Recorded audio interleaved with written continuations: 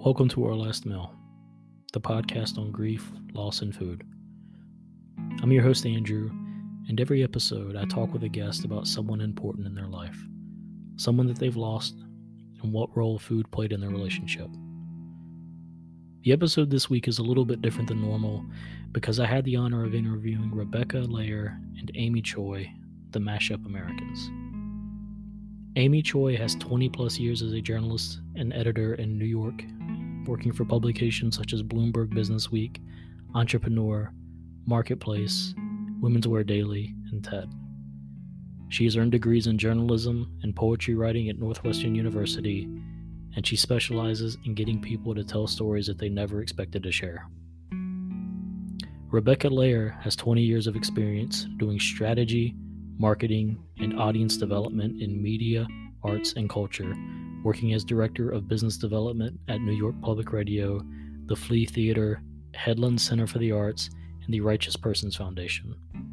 She earned an MBA at the Yale School of Management and a BA in English at Columbia University.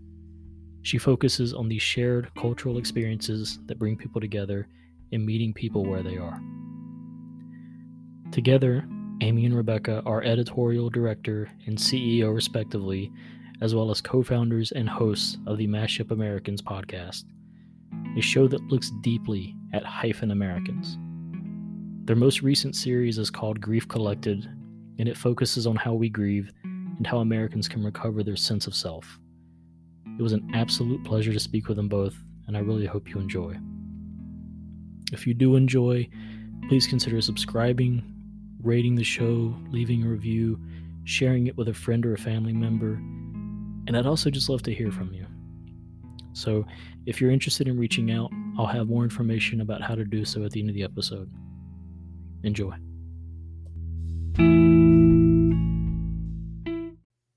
Hello and welcome to Our Last Meal. I'm your host, Andrew, and my guests this week are Rebecca Lehrer and Amy Choi, the co-founders and hosts of the Mashup Americans podcast. They've recently begun a new series entitled Grief Collected, which focuses on the understanding of grief from the perspective of the individual, communities, and also culturally. Amy and Rebecca, thank you so much for joining me today. Thank you for having us. Thank you, Andrew. It turns out there's not much more we want to talk about than like grief and food and family. So here we are. In all fairness, though, those are maybe not the grief part as much. It's interesting. It's maybe not an exciting topic, but family and food is always fun. Yeah, it's true. It's the core of our lives. I also know I'm doing a terrible job of promoting myself whenever I say that the main thing that my podcast is about is not that fun, but I think it's interesting. I have found from talking with people that it's something that's not discussed much and certainly not enough. Mm-hmm. And I would say from what you've been doing with your work recently on Grief Collected, is that what you found too? Yeah. So I think the entry point for us was so much exactly that, which was kind of staring around at the world, particularly in the last few years, right? Since the COVID-19 crisis started, and kind of being like, I'm sorry. And I just remember now it feels almost quaint, but to be like, oh, 100,000 people have died in the United States, and how to look around at that moment in 2020 and think, how come there's no markers of this? They'll like lower the flag for who the fuck knows, excuse my language, but not the fact that 100,000 people have died. It actually felt crazy making. Like it felt that we were we kept looking around like this doesn't make sense, and it also felt that it was compounded by sort of a lot of the political craziness, and then so it was built on layers of that, and we that was really, we are interested in it as on the human level. We both have been really interested always in kind of tackling challenging questions about what it means to be alive. That's how we operate. That's what we do. But then looking at it at a societal level, thinking, wow, we're really, what we talk about is we're hyphen Americans. We're first generation and navigating multiple cultures. That's the essence of what a mashup is, living in a culture different than the ones our parents grew up in. And what does that mean? And all of the attendant things about food, about ritual, about how you raise kids, what you name them. And so I think when grief is such a huge part of it, and we also are Americans, we were born and raised here, and so trying to figure out a lot of the disconnect that we were both experiencing about what we're seeing or understanding to be real about what's happening in our society, and then the lack of acknowledgement about it, and then how we maybe didn't feel equipped to kind of cope with it on our own. I don't know, Amy, if you have anything to add there. No, I think, I mean, ultimately what it came down to is that not enough people talk about this thing that is essential in our lives. Yeah. And that is coming for all of us, whether or not we're prepared for it or not. So may as well be prepared. No, and you're right, and I've even said this before on this show, is that when somebody is experiencing grief, it almost makes other people feel uncomfortable to be around them, like it's contagious.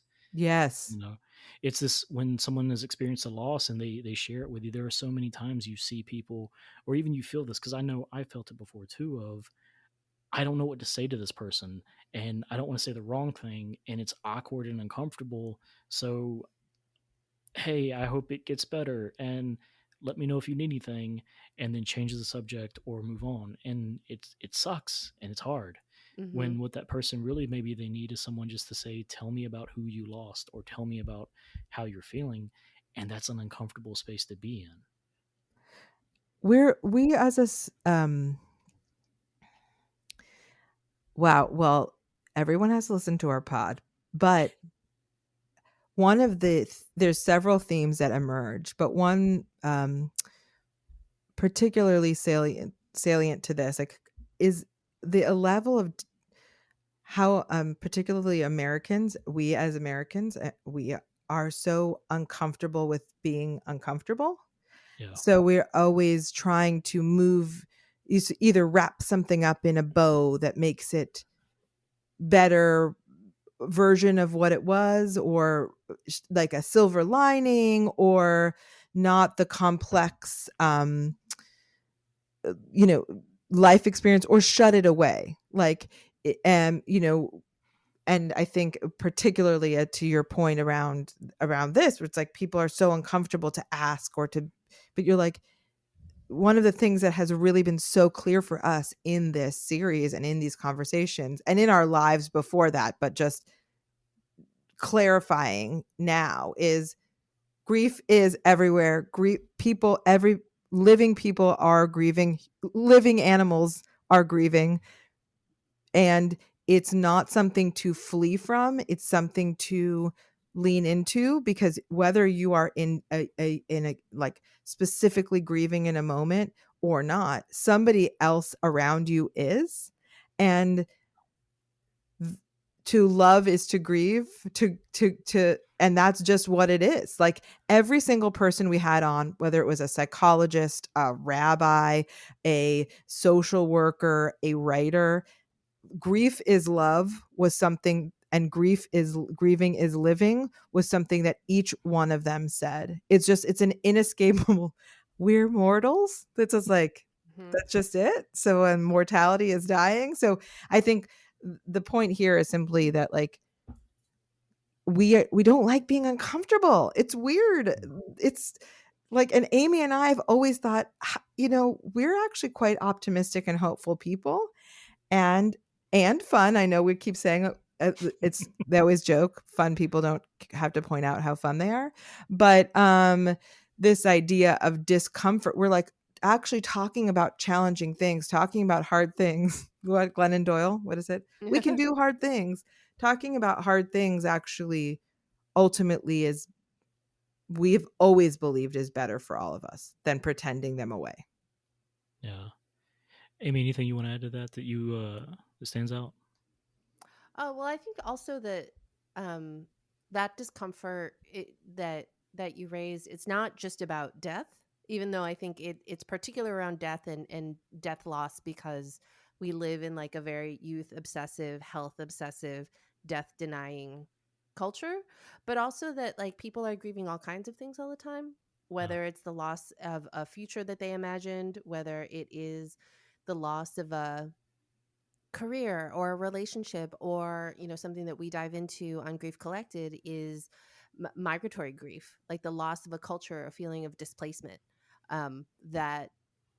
that comes with all the joys and benefits of being a mashed American, that is kind of also a twin to that. And so I think if you combine all of those things, then like it becomes even more imperative to have a lot of compassion for people who are suffering from grief. Yeah. You said something interesting there too about the cultural piece of it, and losing that sense of possibly your cultural identity. Mm. um my daughter is, and I've mentioned this before on the show, my daughter is biracial. My wife is her my mother-in-law is from Nicaragua, my father-in-law is from Honduras. Mm-hmm. So they came to the United States, then they had my wife and her siblings, and they were born American, but as you've both mentioned, it's that kind of one foot in each side of the culture, right? Mm-hmm. And trying to stay in touch with their parents' side. And then our daughter, you know, she's at this point, she's, I guess, fully American, whatever that means exactly. But we try to make sure that she still understands, okay, the different sides that she comes from. Yeah. And I think it's hard, and I wonder sometimes as she gets older, how will she feel as she understands more about it, and she can feel that loss of how connected am I. I also wonder for my in-laws, what is it like for them to see her, and there's so many things that they grew up with that that meant so much to them when they were younger that she doesn't have or she doesn't get to experience. Yeah. Well, as a fellow Central American, half Central American person, um, I think that is, first of all, it's like this is our this is the soul, this is our soul to think about this and how you raise kids and how then your family has its own family culture, which is Yeah. which is all these things mashed up together. But I think one of the things in an episode we have with this woman Linda Tai, who's Vietnamese Australian and lives in Alaska now. I won't do my impression because it's not appropriate, but she's a dream. She talks about this idea of ancestral grief, and to like Yes. uncomplicate that, it's really about this idea of how things pass through generations, and some of the losses that we experience, like Amy's saying, around it's often called ambiguous loss or this migratory grief, this idea that you can't quite put your finger on, that your in-laws maybe couldn't articulate about themselves or their experience because they've been just working really freaking hard and surviving and raising a family and having their American born children and American born grandchildren and living what I would say is a quote unquote American dream. I hope that that's the path that they let's just say some version of that, right? They're here, Yeah. they're alive, their kids are alive, and their daughter's married to a wonderful person who has, and they have wonderful, and they have children, so they're grandparents, like they're, that's the life goal, right? Yeah. But the loss of being for this many 40 years, who knows, in a different culture than the one that they were in, steeped in family with their parents, and I don't know the story of why they had to leave or what the circumstances of that. All of these components play into how then your wife and her siblings were formed, and the what almost like the negative space, right? What they say is like you're still sometimes, even if it's not an active force, it's like you're still an imprint of a thing that um existed separate from you, like that you don't quite know what it is. And that's a lot of what we've been exploring, looking at our own parents and like and our grandparents, to think about they couldn't really articulate what they were missing Yeah. what and we sometimes don't know what that is, but we feel it somewhere in our souls. And that's what this sort of, I'm touching my fingers together, but this sort of loss that's around us, that surrounds us, that we can't quite map because we can't place ourselves in it. And that's it's ambiguous. Mm-hmm. That's the ancestral grief piece. I was actually listening to that earlier, and I think that is really interesting because it had me thinking, what types of things have our families been through, and in their extremes, right? Mhm. I know my ancestors 100 years ago, they weren't they weren't fleeing a war zone. They were struggling to keep a farm afloat. I know they were in some semblance of that. I wonder though sometimes what types of things that have happened in our past. It's almost like they make an imprint on your DNA, and it is something Yes. that's passed along. They actually do. Your grandparents, what happened, whatever trauma your grandparents struggled through, it presents in 2 generations down. It's epigenetics, and it happens for everybody. That's Yeah. wild. It is wild. And I think, I mean, one of the things that you brought up, and from that episode too, is that we focus on first generation um Americans because that's what we know, and that was the entry point for our story. But I, in many of these episodes, like, this country was founded on people fleeing something. It's founded on a lot of grief and Yeah. loss, and so, but we don't, it's like, we love to make myths, we love to tell an American story. I think Yeah. now about the stuff that we learned as young people, like manifest destiny, like a lot of the language which now you realize is truly So bad. Horrible.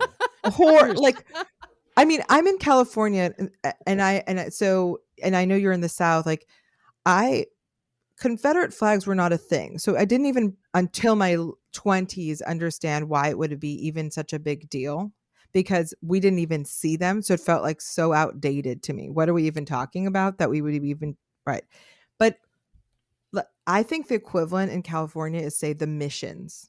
We learned about the missions so casually all the time. Be like, isn't this beautiful? The mission style building and the mission. And I do love a mission style building, like gorge, Yeah. this. Oh, and then these pr- Spaniards came. But the part of the story is, and then wiped out all of the indigenous people and took over everything, just as sort of was never taught, It's not just a one time. footnote. And I'm in Los Angeles in very specifically like liberal environments. And it was just, and so we think about that is the underpinning.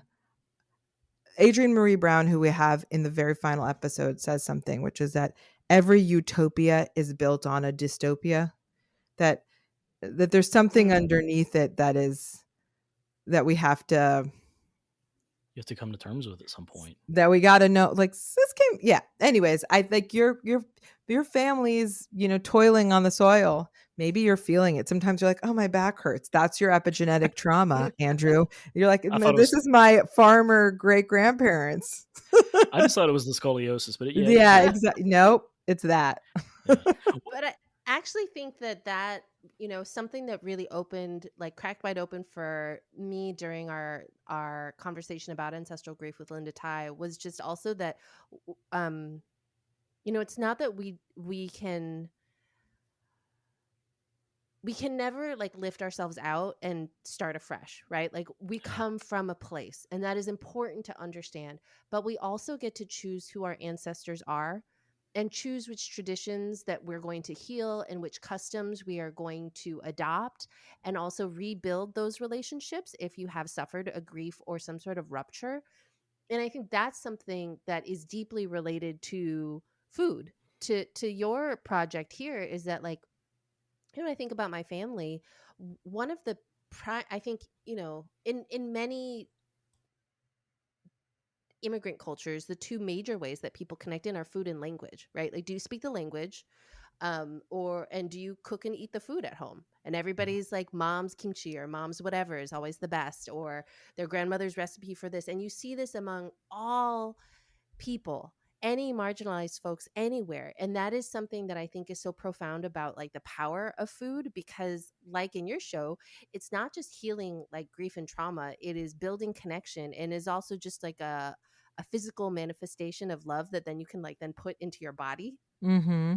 And like some Yeah. recipes are healing, some recipes take you back, like that sense and the smell memory and all of that, I feel like is so essential. And that is something that I think like when that I see happening in a lot of like my cousins and my sibling, and like, you know, just my husband who also is a first generation American from a different culture, just that like our connection uh and teaching our children about the food and making sure that like our kids develop Korean and Mexican and Colombian palates has been kind of essential for us, because that is healing grief. That is like healing our migratory losses, is reconnecting in through that. And also watching the motherland win World Cup soccer games is That also Oh helped. yeah. you notice that my voice is a little hoarse, is because I screamed for 2 hours this morning. And then Yeah. Korea is in the round of 16. So my wife and I were talking about this yesterday. We were, looking at the countries still left and who we're going to pull for out of those, because you have to have your top pick and then a couple, backups just in case. Yeah. Mm-hmm. Who are you rooting for? As my son United would say, States. who do you support? Obviously, I've got to pull for the United States. I Mm-hmm. also I'm pulling for Ghana. I am, and I will say Korea is also another You country know we're what? pulling for. I'm sorry to say, you know who's in place instead of Ghana? Korea. Wait, That did happened Ghana get today. booted? Ghana got booted today. I haven't seen it Oh yet. man. Okay, And so we're like I not was saying, the regretful of United this. States and And Korea. Korea. That's what I wanted to I say. I choose Brazil over both of those. I'm so sorry to tell everybody. But those are in my top 3. I'll take it. Well, Brazil is probably going to be playing Korea on tomorrow. So, the end. Yes. No, in your family do you guys eat foods from Central America? So we do. My wife will sometimes make things, but we've also. You mentioned how every family builds your own traditions and your own, you know, norms, I guess. So we Yeah. have foods that we make that stuff that neither one of us really grew up eating. We eat quite a bit of Italian food, but I don't know why. We just enjoy it. But my wife's mother, she will cook a lot of traditional food, and it's funny. The first time I ever met my mother in law, we went to a restaurant that they went to growing up. It's a Dominican place. Mm. Absolutely mind blowing, and I still remember that restaurant, and honestly, every Latin restaurant that they've taken me to, I've always got somebody looking at me just surprised that, okay, is he actually going to eat our food? And then being amazed that I love it because it's delicious. Yeah. But she will make a lot of traditional food, and my daughter, she loves it. She Yeah. will eat it. Mm-hmm. So I do like that she's got that connection to that side of the family, through food. Yep. And then my side of the family too, That's of my course. kids' primary food.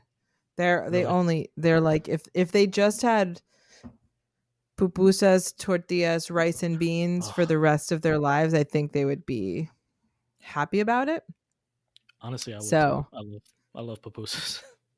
I mean, what's not to love? It's like melty cheese in a tortilla. Although we will make, for when Amy comes to LA, we make her Bean she pupusas. for some people have more lactose intolerance than others. So we do make a just just beans only Mm-hmm. tortillas, pupusas So for good. Amy. Do you do? Special. I'm Yeah. Do you do the special. saw on top of it too? We do um Casamiento. we do the cheese. There's a cheese called petacon, which is like a really salty, hard Yeah. cheese.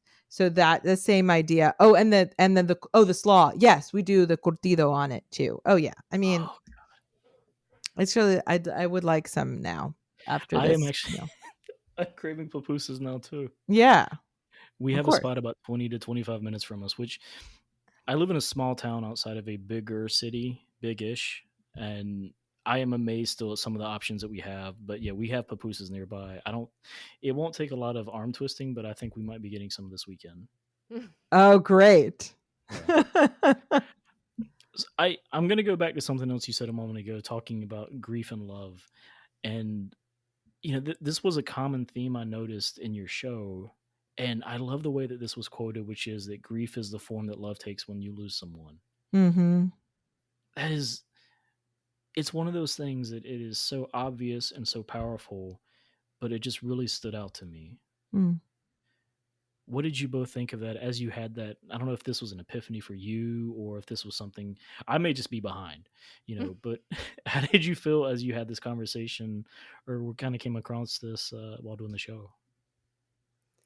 I think um I think it's something that, and a lot of the project revealed this for us, is that it's something that we understood intuitively. It's something that we felt. And this idea of grief being love or grief being transformative was something that we knew from lived experience and kind of uh, our spiritual practices. But that what was what was astonishing in doing the research for the show and in talking to our guests is that this is all based in science as well.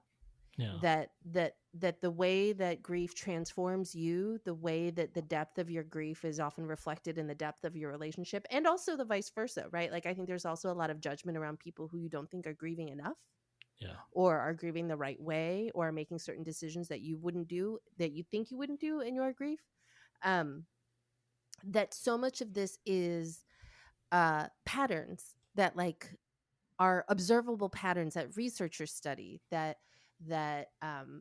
like neuropsychiatrist studies, like that is seen in science and in all different species, that, like, crows grieve for somebody in their murder that has died. Like, crows will come and gather around a dead crow, scream for 15 minutes in mourning, and then all fly away together.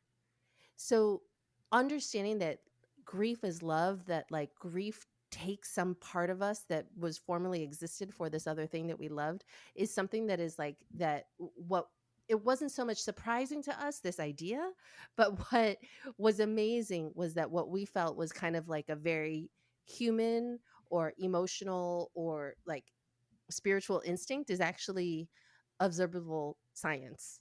And that was, like, something that was consistently surprising as we were doing the research for the show. Yeah. I think That it's is, also the clarity of construct about grief as love just was and the repetition of it just again to make it feel like, to realize how it's just ever present.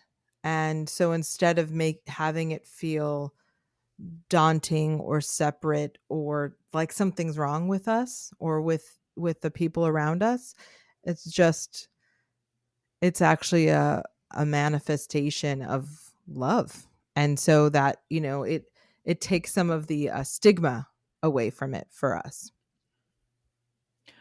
I wonder too if that could be a way.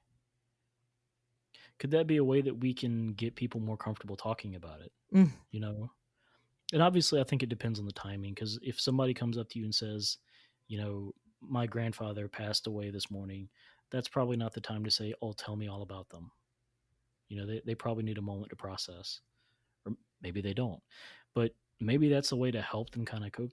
Because what kicked off this podcast for me was losing my grandfather, Hmm. and it was really a tough year of trying to process how I felt about it and how to express that. And it was just an epiphany one day of there are certain foods I associated with him that I knew he would do and that our family loved, and that if I think about that now, I think about him. And it kind of Hmm. went further than that of, you know, I have foods that I think, Amy, you kind of touched on something similar earlier about certain foods that you eat that make you think of, a family or somebody important.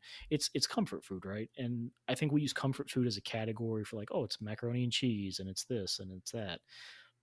obviously it doesn't have to be one of those things. A bologna sandwich is a comfort food for me because it makes me think about my grandmother, because that's Mm-hmm. what she used to make me when I was a kid.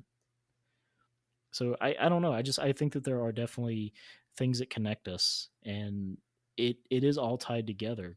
I went down a really weird rabbit hole there for a second. I Wait, apologize. what? So your grandmother made you bologna sandwiches. What did you eat with your grandfather? So his big thing, he would do pork shoulders for barbecue and Mm. Brunswick stew. And so I told you I'm from the South. I'm from North Carolina. Obviously, barbecue is huge. To me, pork is the best. Beef is good, but pork is obviously the best. Mm. Um, but he would smoke these whole pork shoulders, and he would make Brunswick stew. And if neither of you ever tried Brunswick stew, it's all kinds of vegetables and meat, and it's just great. It's just great. Did he Yeah. make it for like special occasions, or It how was often would he do it? it wasn't an often thing. So whenever he did the Brunswick stew, it was a big event. Yeah. Uh, it's just it's one of those things. I don't know how to make it, and I want to learn. Because I want to share that with my daughter. And so for my grandmother, it wasn't just bologna sandwiches. Like the one food I think I associate most with her is hoe cakes or fried cornbread. Mm. Mm-hmm. I've tried making these, and I cannot get them. Just I think I need to have lard in a cast iron skillet, and I don't have those. I need to get those. Mm-hmm. Lard does go far. Yeah, It's pretty delicious. see, we try to cook mostly with olive oil to at least not feel too bad about it. No, I Lard is know. gonna, but yeah, lard. I mean, there are just certain things you can't replace. There's a taco stand that is the one by my parents' house. That's like the one that we went to my whole life, and it's still my favorite. Yeah. And you can get like bean and cheese burrito. So like you're like, I'm vegetarian. I'm whatever. I'm getting bean, but the beans are cooked in lard. And I don't know why. It just always really made me laugh. I was like, everyone's tricking themselves all the time. Yeah. I think for us and this will happen for I predict for your child is, you know, for, there's things about being first gen, or for my family has done, we're on the every 40-year plan of refugee migration. But so there's like multiple layers of it, and there's things that I sort of thought were one part of my identity that were very comforting to me that then turned out to foods that turned out to be kind of a combination. So as an Mm. example, is that I thought always was like chicken soup. People, as a Jewish person, like we, joke a lot. There's a lot about like chicken soup, matzo ball soup. Like this is a comfort. This is a thing. Bubby's chicken soup is a thing. It's like, Yeah. but my mom made chicken soup, and it had like a certain kind of chicken and like the whole thing in it. There was no matzo balls. It was like, and it had lime and it had cilantro. And if you like use your brain, and it had like chayote, and Mm. like The all these squash. things, these different, and if you're like using your brain even for 1 second, which it turns out took me till, I don't know, the age of 30. When did we start this? 32. 10 years, 30 Yes. to start the 33. I don't know, to start this company. That I was like, oh my gosh, that isn't Jewish chicken soup. It's Latin chicken soup. And I just hadn't, I, I hadn't like adjusted somehow, like in my hierarchy of identities, in which those hyphens are constantly moving about to, in depending on life stages. But like Yeah. I was like, oh, this is Salvadoran chicken soup. This is sopa de gallina India. This is like a very specific thing that I didn't honestly understand was that. And it's like my most comforting. Or Amy and I both are a oxtail. I like Love we should oxtail. probably we've always been interested in the kind of Venn diagram, like the overlap of like ingredients in multiple cultures, right? And I Yeah. feel like oxtail is one that can go hard in many, and because I think it was a very cheap meat, Yes. and also it's It's fucking delicious. delicious. So good. We love an ox, like, and so those sort of comforting things and thinking that they're one thing, but at the same time, also my grandparents. This is a true combo. Okay, so my grandparents are from Europe and migrated to Latin America to escape the Nazis, and so when they were young, my grandmother was only 12 when she went to Brazil. So Yeah. but so they picked up on over the course of her life siestas, which respect. I wish I really I need to bring it back, like a 2 p.m. rest. She really like would God. fully put on like a house coat, like go to sleep and then wake up but the wake up from that was like very kind of like German. Like there'd be like a cake or or cookies, but they weren't Latin thing. Like it was like a nice espresso or a nice coffee, and that it was just a funny, like, that combo of all of those things, which I still, this reminds me I need to bring back siestas with cake after the wake up. Don't you think Hmm. that we should bring, is that what the 2023 is going to bring for us? Yes. I mean, Siestas naps and and cake. cake. Yeah. Yeah, great. Glad we're on the I think same page. We've decided. I don't think you'll have any trouble, getting people on board with that. You touched on something there. I do love this, and I think this is something you both do a really good job of talking of. Is that,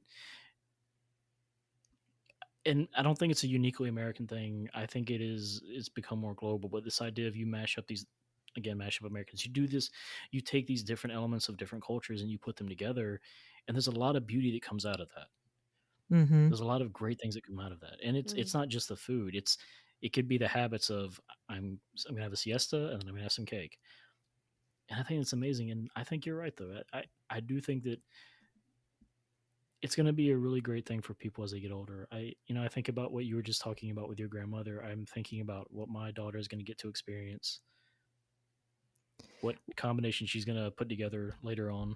Yeah, it's I think yeah, it's something we're exploring, and in some ways I think for us as a, we started our company 10 years ago to explore these ideas, because we had them for ourselves, like what do we name our Yeah. children and what languages are we teaching them, Oh and yeah. what rituals are and traditions are important to us, because and which are the ones we're just doing because we like that we're supposed to, but also sometimes though there's overlap in those, and really trying to navigate our own feelings of guilt. There's a lot of guilt, but I think there's part of that is also, trying to understand there is a grief, again, this loss, this ambiguous loss that comes with being in a different context than the ones that your family was in, grandparents, that is sort of underpins, I think, a lot of the questions that we have around, like, who we are and what matters Yeah. to us, and what we feel responsible to um keep going, and to honor our ancestors, or to honor our traditions, or to honor the places that we come from, and what of it is like garbage that was foisted on all of us. And I think, um the way, it's not always sad, it's actually just can be just an investigation and a learning, and I think that's what Amy and I are, we try to do with our work, and generally it's from a joyful point of view too, which is like, Mm-hmm. and I love what you said, Andrew, about, the way that first question, I always think of it as the most important when you're talking to grieving people, is like, tell me about the person you've lost, or tell me about the place that you're Yeah. from, tell me about that. uh I think it's so rare to ask that question, but my experience of grief and being with grieving people is that's the one thing that That's what they anybody want to really do. wants to do, because then you're breathing life again into it, and Mm-hmm. I love, just hearing about your grandfather, hearing about people and the details, like what was his name, you It was know? 8. Yeah. And so I think those are the ways that we're trying to do that as mashups, and hopefully as, America is increasingly mashup, which is the census is just your daughter is will Right on be in the trend. majority very, very soon, specifically as a mashup. I mean, there's a 267% increase in since 2010, from the 2010 census to 2020. 200 it's 76 for 276% or 267%. Sorry for Oh, the wow. inversion there, but it's one of those increase in people who identify as more than one race in the US. And it's just going to get it's and race, and then you add in religion or other kinds of layers of identity. This is who we all are. And so by actually confronting the griefs that we have and the joys that are all interacting there, it's just it we prefer to think of it as like a huge opportunity, a huge kind of Mhm. like where like the wellspring of our future and of creativity and of life is coming from, is this mix here. Yeah. I love that. And I didn't know the numbers behind the growth in that population, but I'm glad to hear that. Oh yeah, I your daughter is just like just one of the crowd. You're like, she's so special. Well, you know what? She's one of hey, many. She's hey, one of my many. no. She is entirely special. Well, she's a Yeah. perfect human being. She's Exactly. perfection. Um, I know before we wrap up, I did have one last question for both of you. It is a food show, it is a grief show, and of course, you've got to try to find a way to put those things together. I think we've been doing that.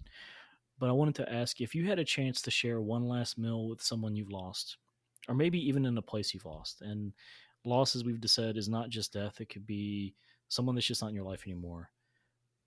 What would the meal be, and why would it be that? Hmm. My cousin inspired me.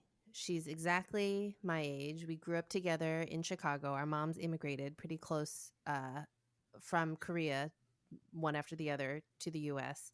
And she recently went back as a mother herself with her husband and her two kids, her two Hapa kids, and spent a month in Korea this summer.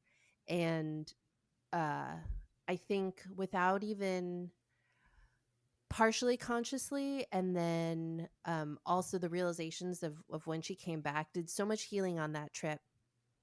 And I think also seeing all of her food pictures on Instagram the whole time, I was so jealous. I would like to, with my family, and I've done this with my husband before we had kids, but now with our 9 and 7-year-old, to go to Korea and go to um, through all of the street food markets in Seoul, and then also like go down to Busan and eat in the fish stalls, and then just do all of the casual street side eating that is available with my kids. That's what I would like to do. That sounds Ooh, amazing. I love that. I would so if I could eat with somebody who is not who I've lost, I think actually I would eat I would with my grandmother, one of my grandmothers. I would have feijoada, which is a Brazilian meat bean stew. Feijão is beans, and a feijoada is like we actually have a recipe for my grandmother's feijoada recipe on our website. And a Um, video of Rebecca of me making it. making it. And it's just like all of the nonsense meats. It may be similar to the meat that the stew that your grandfather made. It's like all of the craziest, randomest meats from the real grocery store where the crazy meats Yeah. are, and smoky meats and smoky sausages, and then beans, and then you put farofa on top, which is like it's not cornmeal, but it's another type of meal, and it was something my grandmother ate. It's a Brazilian dish, and it would be really comforting to eat. Well, yes, to do anything with her, obviously, but to eat that together, and then maybe followed by a delicious apple strudel, because she was a queen of a strudel. So there's a little And then a nap. mashup for you. What? And then a nap, and then a nap. Oh, well, we would eat the feijoada, and then you would take a nap, because it's a stew of all the meats and beans, and then You need a nap after that. wake up and have a little cafecito and Oh, yeah. and A a little strudel. strudel. That's a dream Yeah. come true for me. Those both sound amazing. Amy, Rebecca, I'm gonna say I am so thankful that you came on the show. To listeners, please check out Grief Collective. But I don't want to leave it to just me. I want to give you both a chance to promote what you're doing, because I love what you were doing. I am so happy you're doing it. And if you would please take a chance to throw it out there. Yeah, thank you so much. This is a joy. It's so lovely to talk, and to talk to somebody who's also thinking about these things, and engaging with this. So we have our website, mashupamericans.com, which has tons of stories, thousands of articles, and things to listen to. We have our a specific podcast website for Grief Collected, which has all about all about the show and the series that we're producing here, including other things to read, links to go out to, and that's griefcollected.com. And from there you can find more about our show and about us. And this is what we do. We have kind of complex, intense conversations, but with a lot of joy, and thinking about what it means to make the world and the future we want. And we hope to get to share that future all together and do lots of wonderful things. So come check that out. Did I miss anything, Amy?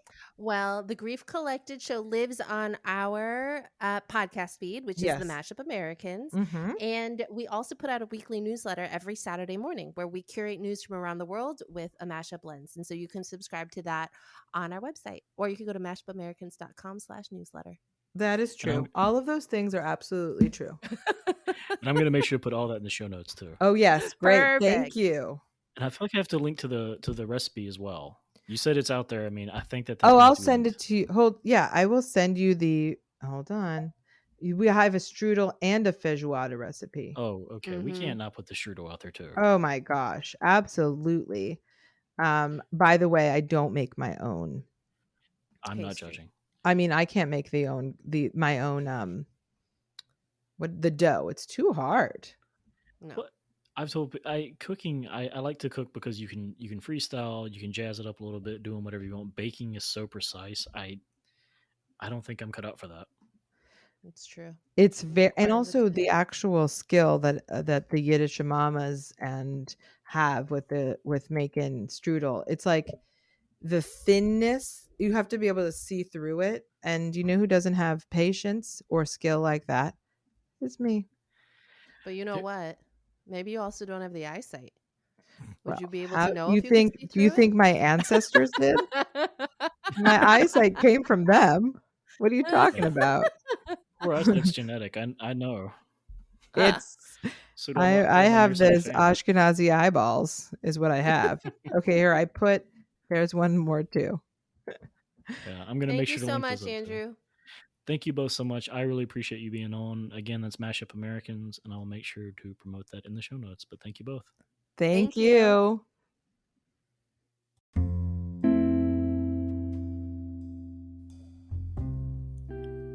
Thank you to both Amy and Rebecca for being guests this week. Talking to them both was really so informative and honestly just refreshing. I know that conversations about grief and loss are not easy. They're not really fun, although I did have some laughs with them. But I really do feel like that collectively we can get so much from it. that's why I do this podcast. That's why I try to talk to people and just get them to, share their experiences and what they've been through. And the fact that Amy and Rebecca have spent all this time on Grief Collected speaking with experts and really deep diving and having honest conversation, I'm just such a big fan of it. And I just have to encourage you to subscribe to the Mashup Americans wherever you find podcasts. Listen to that new series. It's Grief Collected. They've done so many great things with it. I mentioned that they speak with experts, that they speak with, people who know about grief and collectively, culturally, how we handle it. And they ask questions and they try to understand. They also have worked with artists to look at ways that we can meditate and try to be a little more mindful. And I'm really a big fan. I don't have any other words to say. It was honestly an honor for me to get to speak with them. I really hope that you will go check it out. They've put so much thought and compassion into this series, and they're delightful humans. So it was really a pleasure to speak with them. You can find them on social media at Mashup American. I'm going to link it in the show notes, as well as links to their website. You can also subscribe to Our Last Meal wherever you're listening, and please take the time to rate and review. I mentioned it at the top of the podcast, but rating and reviewing does help, and I just like to get the feedback to know what's going well, what you'd like to hear differently. So I would also love if you would follow Our Last Meal on social media at Our Last Meal Pod. I have it on Twitter, Instagram, TikTok, YouTube. I'm looking at different ways that I can kind of get it out there. So Our Last Meal Pod, or go to ourlastmeal.com. I also want to encourage you, if you're listening and you have someone in mind that you think they meant a lot to me and I'd kind of like to talk to somebody about them. I'm not an expert, but I've got a podcast and I can listen. So if you would like to be a guest on the show, you can reach out by clicking the Share Your Story button at the top of the page on ourlastmeal.com, or you can reach out on social media or at ourlastmealpod@gmail.com. I would love to talk with you. That's about it. I know we're getting into the holidays. I hope everyone has a nice, safe holiday, and I will see you back in a couple weeks.